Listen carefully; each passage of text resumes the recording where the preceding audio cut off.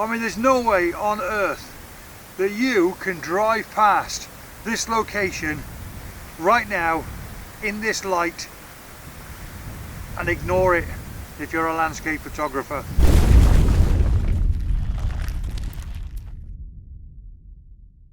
Hi guys, and welcome to this week's video. I'm still in Assynt, but today I'm heading off on my own further north. Before I head further north, this will confuse you ever so slightly, before I head further north, I'm travelling back down to Ullapool because there's a few shots that I wanted to grab that I didn't get a chance to grab while I was down there. So I'm travelling south for an hour, possibly 2, maybe 3 hours. Then I'm travelling back north, up beyond Assynt to the peak, and then I'll probably head across to John O'Groats. So this will be a very mixed bag today, I imagine, especially because the weather is tipping down with rain all day. But more importantly than that, much more excitingly than that, I've just seen for the first time a sprinkling of snow on the mountain tops, which will be fantastic for the main pictures that I want to grab tomorrow. So all in all, I'm very excited about that, and fingers crossed I should have some nice pictures in the bag today. Not easy carrying an umbrella with you, carrying a second tripod with my vlogging camera on, and of course my main tripod with my main camera on. But anyway, that aside, I'm looking forward to today. It's getting a bit nippy though.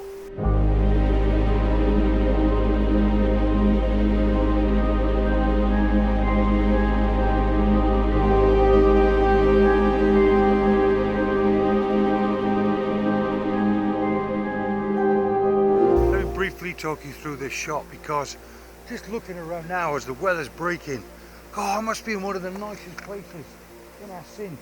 It's just incredible. I'll show you around in a second.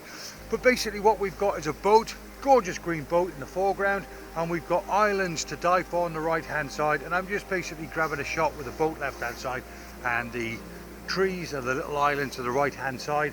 Sky's nothing to talk about at the moment, but I'm going to hang around and fingers crossed it'll start to break. I'm opting for a normal shot, and of course I've just dropped my 10-stop filter in there as well, just to create a 2-minute exposure. I like to give myself lots of options.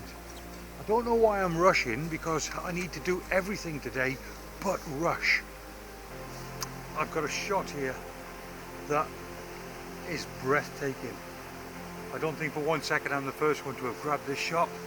There are lots of very warm paths all around here by members of the public, I'm guessing, coming down with their cameras, and probably many photographers as well.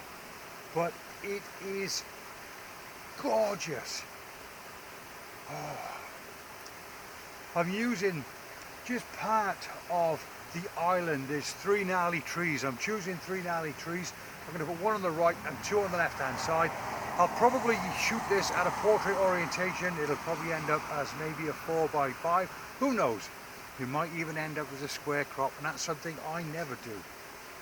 At the moment I've got a hot spot where there's a break in the sky and the light is shining through, and that's a real pain in the backside. But this, to me, is an instant I must have. And when I mentioned earlier on that I'm travelling south to then travel north again, I would travel 3 hours just to grab this damn shot, irrespective of anything else I capture today. So I think that this shot is definitely worthwhile hanging around for, just to ensure that I get the lighting right. I don't mind a grungy black and white. I don't mind if the sky is non-existent. I just want to grab this shot because it looks so cool.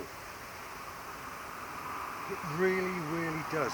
So while that sky's messing around, I'm going to try and grab some other shots from various other locations. Over to my left hand side, for instance, the sky is breaking, low clouds, they're all starting to clear around snow-capped mountains. Like I said, we've been here for 2 weeks, there's been no snowfall at all, but clearly there's a fresh sprinkling of snow on the mountain tops, and I, for one, am very excited about that. And I think I should grab 1 or 2 shots. Now the sun right in front of me here is starting to break through and it's starting to be a pain in the ass. But there is absolutely no way that I'm going to leave here without this shot. Or if I do, I'm going south to come back north. I'll make sure I come back this way. I don't even care if it's a blue hour shot or a starry shot. I just don't care. I am going to grab this image. This, probably said it 1,000 times on this trip, but this is what landscape photography is all about, in my opinion.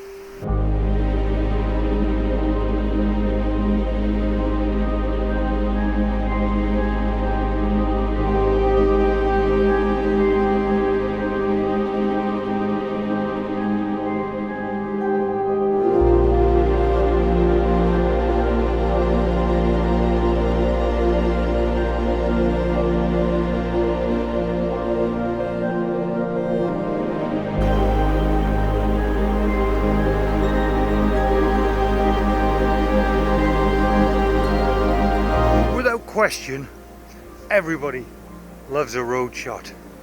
We mentioned earlier on about the mountain in the background that's got a fresh snow flurry on it, and we've got a road in front of me here with a perfect S-bend. All the ingredients are just there again to make a fantastic picture.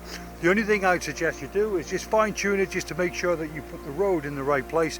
In other words, still think of composition, still think of rules of thirds. So in other words, what I've done here is put the road bottom right hand side running straight into the image and all the way to the mountains in the background.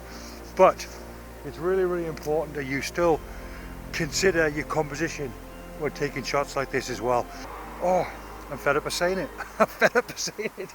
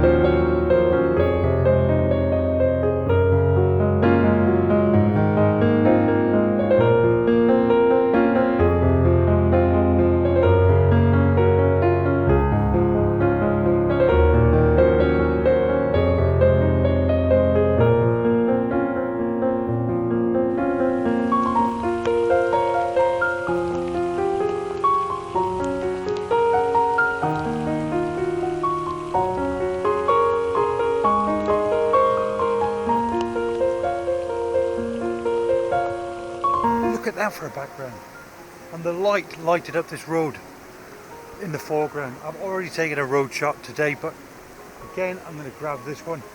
I'm going to go slightly higher up there as well and see if I can get more of a higher perspective to show more of the S-bend on that road, and fingers crossed in between me doing all of this we might even get a bit more light appearing on those mountains up there. And if that wasn't good enough, turn around here and a good old Scottish building with the red roofs, and you've got to love one of them in your shot, you have to. So I'm going to venture behind and I'm going to utilize this in the foreground, shooting into the same background, shooting behind that house, and the colors, the green and the brown grasses complement the rustic roof, and the background is absolutely just to die for.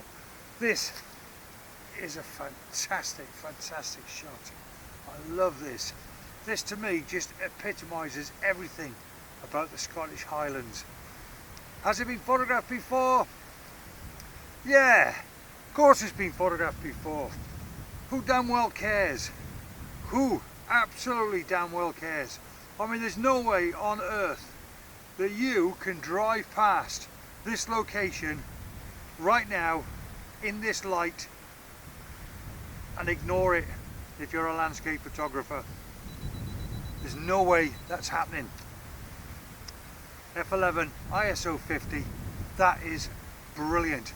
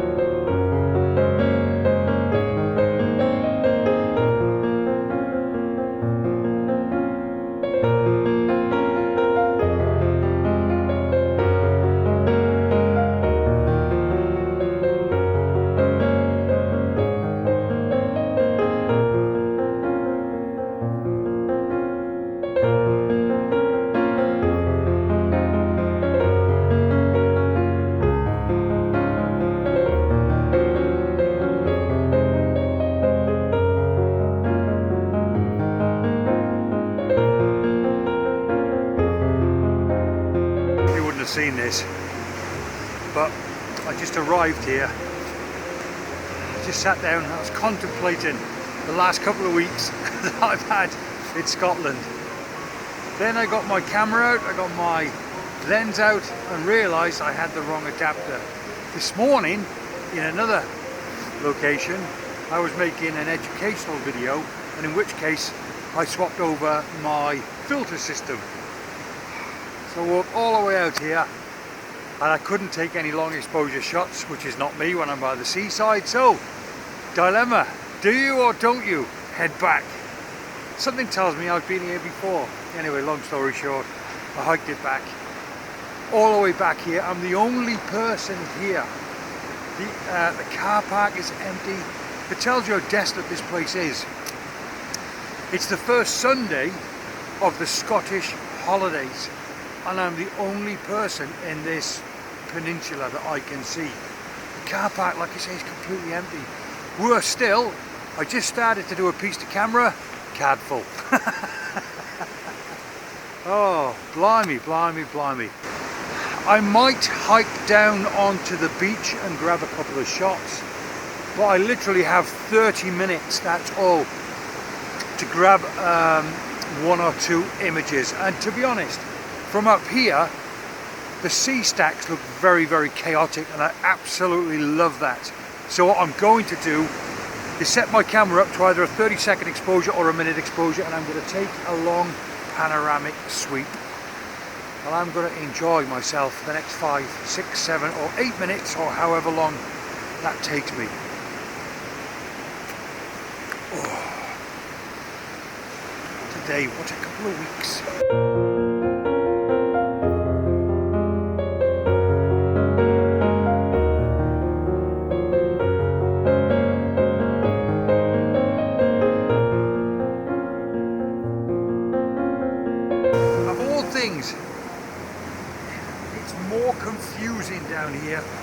because it's just chaotic with these black rocks everywhere, jaggedy rocks everywhere.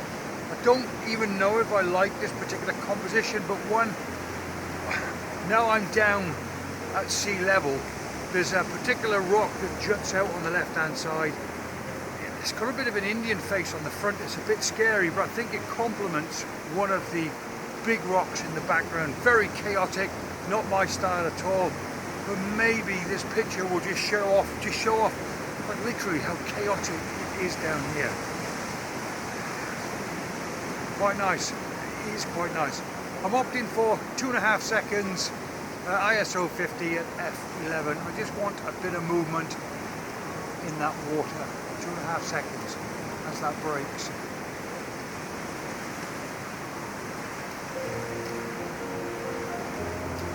Very nice, very nice. Just have to get my timing right.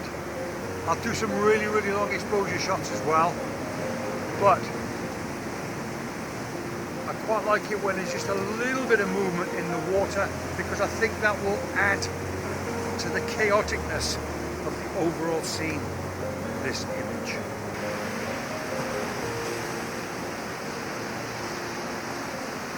I've been shooting nothing but minimalistic photography probably for the last 5 or 6 weeks, and I mean minimalistic, and I really mean minimalistic. There's probably more things in my picture, in this one picture now, and there has been in the last 7 or 8 of my vlogs combined. This is so chaotic, it's incredible. So I'm just playing around with compositions, and I'm playing around with shutter speeds as well, and at this present moment in time I'm opting for a 4-minute exposure, but I'm going to increase that shutter speed quite considerably as well, so I want to see a bit more movement in the waves. This is a lot of fun, a lot of fun.